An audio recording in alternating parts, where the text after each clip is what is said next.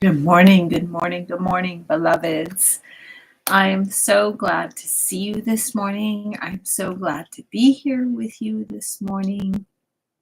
I'm Kirstin Hanson, and this is our daily connection, our morning connection, our time together, which is called Morning of the Dove.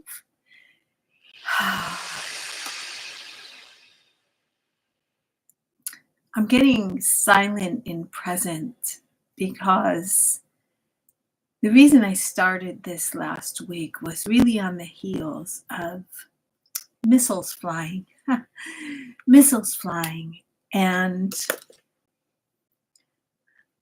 some of you may know or have heard me say already that I had visions a couple days before that missiles would be flying. And I've had many visions, and they are starting to come true. They're starting to come true, this being one of them. And it occurred to me that during this time, and a very strange time, I had an accident a few years ago where I was hit as a result of a police chase. The police were chasing somebody, and that somebody hit me. And I suffered a traumatic brain injury and a near-death experience. And during that time, I sat in what I call the light, the place of the holy, the place of divine. And the divine decided to work on me. The divine decided that I had a different direction to go in, and that I was to be placed and used as a holy vessel in a different direction than I had been going.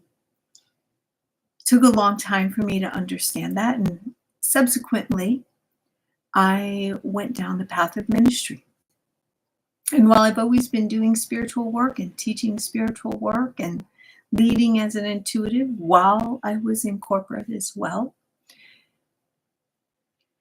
moving into ministry became essential. Like it was a calling that it was a choiceless choice. And now I say all of this because I have had visions my whole life, knowing that the time that is upon us is now. And the visions I've had have showed me the end, and they've showed me the beginning, and they've showed me a new world. And there are many roles that will get played by many people, many leaders during this time to help bridge or anchor the new world. What I'm clear on is that my role is not to be in the center of the conflict. My role is to be a container to hold the vision of the new world, this non-dual state of reality of love, of peace, of joy, of unprecedented kindness, of radical compassion, that which Jesus and many other spiritual leaders have taught us and encourage us to really lean into as the way of who we are. And in my ministry, and when I say ministry, my vow is with God. My vow is with my understanding of my higher power. It is not with a person. It is not with an organization. It is not with an ideal or a group. It is, I am one with the one, and my calling is moved one with the one.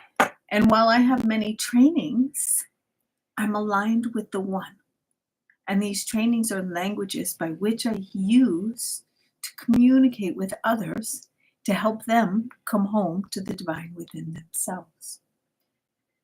So all of this is a way of expressing why my morning ceremonies are called Morning of the Dove. See, the dove is a universal symbol of peace. In every major faith tradition, and perhaps even those that are not so major, because they're all major to somebody, In these particular cosmologies, the dove is the message and the messenger of hope, of purity, of divine presence. It's that of spirit descending. It's the olive branch after the flood. It's the breath of God in a world grasping for peace. And as we move into higher consciousness, the importance of embracing this concept of non-duality, where peace is peace, and that I am the harbinger of peace. I am the responsible party of peace. And I don't walk in a dual state, a dual container that says I'm peace for what I believe in, but I am not peace for you when I can't grasp who you are or your perceived evil against me. Now, don't get me wrong, I am not saying that is easy. I am not saying that my human self reconciles that well. I am not saying that I don't have a far distance to walk, to stand in that.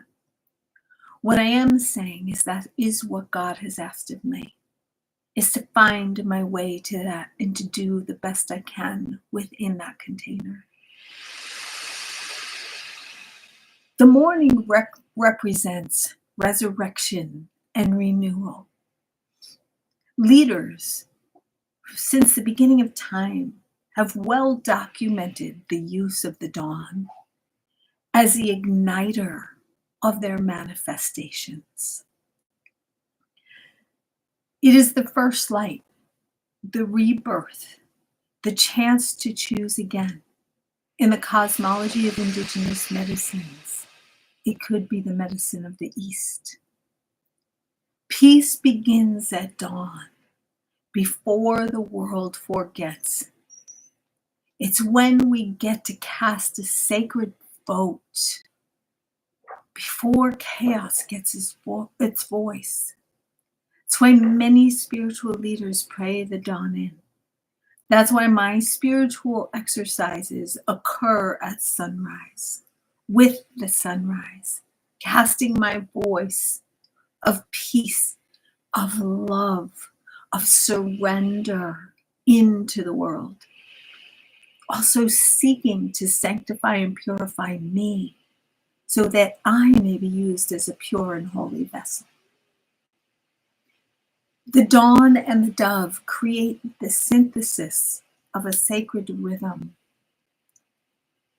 It evokes more than a meeting.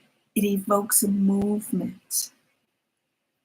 It suggests that every day begins with intention, reverence, and a collective consecration. The name itself becomes a ritual, the morning of the dove. With the morning, the dove becomes you and you become the dove. You become spirit. It is moving through you and you are a representative of peace. Again, not peace against something. Peace of. You are peace. And when you are peace, when you are the holy peace, P-E-A-C-E, you are the whole peace, P-I-E-C-E, of love. And it is unconditional. Peace does not choose sides. Peace does not cast judgment. Peace finds mercy at the table when others wish to defend. It is a sacred defiance against missiles, violence, riots. It's also that feeling that assuages the fear of those that are defending against.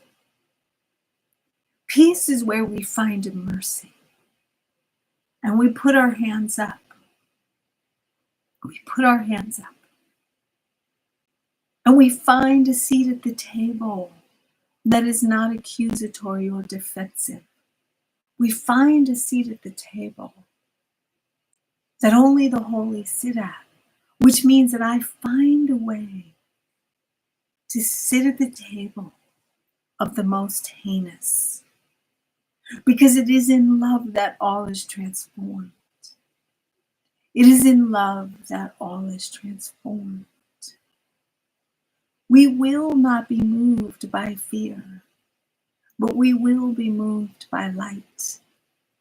We will not be moved by fear, but I will be moved by peace and inner calm.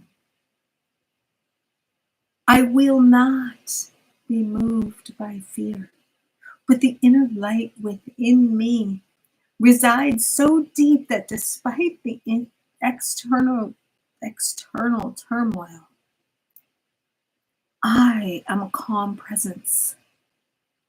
I am one with the one with the one.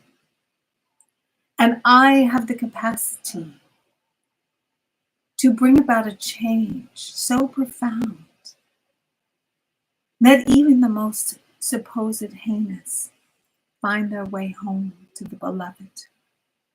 See, I believe in radical transformation.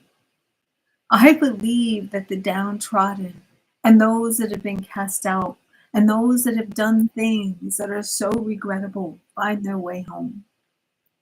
As a matter of fact, I know it to be true. I have been a witness to it for many, many, many years, including within myself.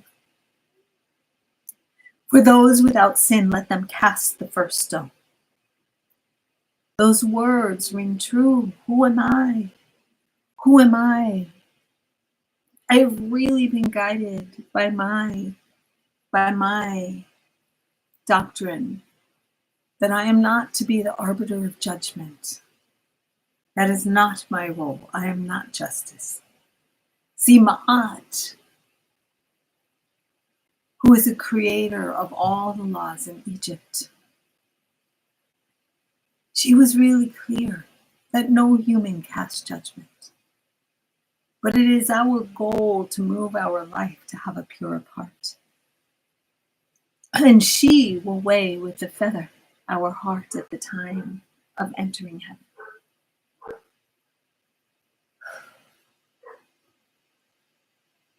So who am I and what is mine to do? I am to find my way to becoming the universal symbol of peace, to being the morning dove, to carry hope and purity and divine presence as me, by me, through me, because of me. I am to be the olive branch when no one wishes to extend it, to have that courage so deep that when both sides are so entrenched in their belief that there is no olive branch, I will sit at the table in the middle. I am willing. This is the breath of God in a world grasping for peace. We must have those willing to sit at the table with the olive branch. It is a spiritual act to extend mercy, not just for those I understand, but even to those I don't understand. Imagine the pain they must be in to hurt. Just as I imagine the pain you are in for being hurt. I am the peace that begins at dawn, and it is within you.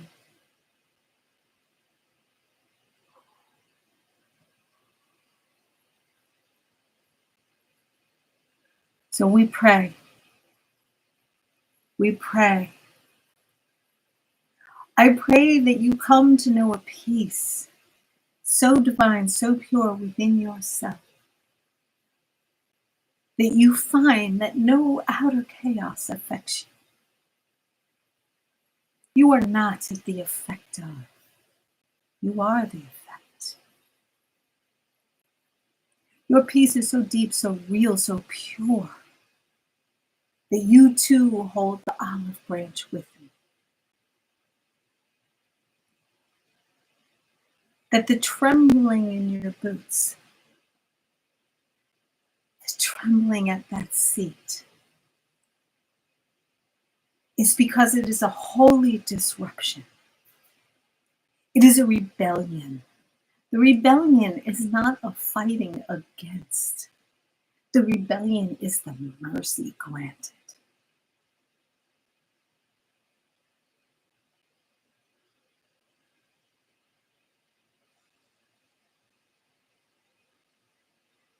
I know that today, in this morning, the doves that are rising are anchoring in the new world, and I give thanks for that. That place of holy love and holy light and holy truth, the non-dual state of reality where love is just love. This is not a spiritual bypass. That is an excuse for not standing up and claiming your rightful inheritance with the Holy Land. That is an excuse for not doing my work. I choose to do my work. I choose to do my work and find my way home, where I have seen this world. I know it is true. I know that in the morning sunlight, all is well, and all will be well. Let them fight. I sit at the table with the olive branch, hands in mercy. And should it just be me sitting here, I will have known I have done my job well, but I pray that you join me. For when one are joined with one, we have infinity. And that frequency of a non-violent counterforce, which means that I too cannot claim indignant righteousness over my own belief system. I must be free of my own righteousness. I know it's hard. I get it. I get it, but that is not the calling. The calling is to find the purity within, the centering force that is so solid in God's love, in the presence, not a man in the sky, but the holy presence within you that is so centered that no storm picks up a bad word, a hateful thought, a fearful thought, that I must think ill of somebody else, that I must be so scared that I create a fort around myself that I cannot communicate with others because they do not believe the way I believe. See, the right and the left wing are of the same eagle, and until they unite, we do not have peace. Until they unite, we do not have peace. The eagle can only fly when the left and the right give up, and show mercy. I bend the knee, for I know not what my universal intelligence is calling for in the larger scheme. I bend the knee in mercy. I sit at the cross with Jesus saying, I get it. You do what you must do, for I know I am one with the one. Mary Magdalene, she sat there with him. She knew. She knew her role to play, for she too is peace.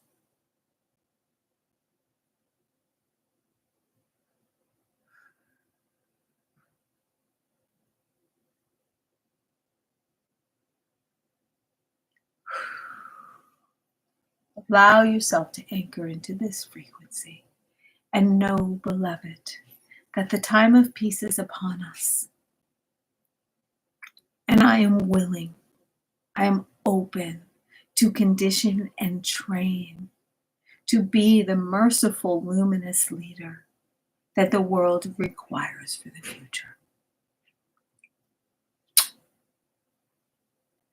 I love you, and I will see you tomorrow.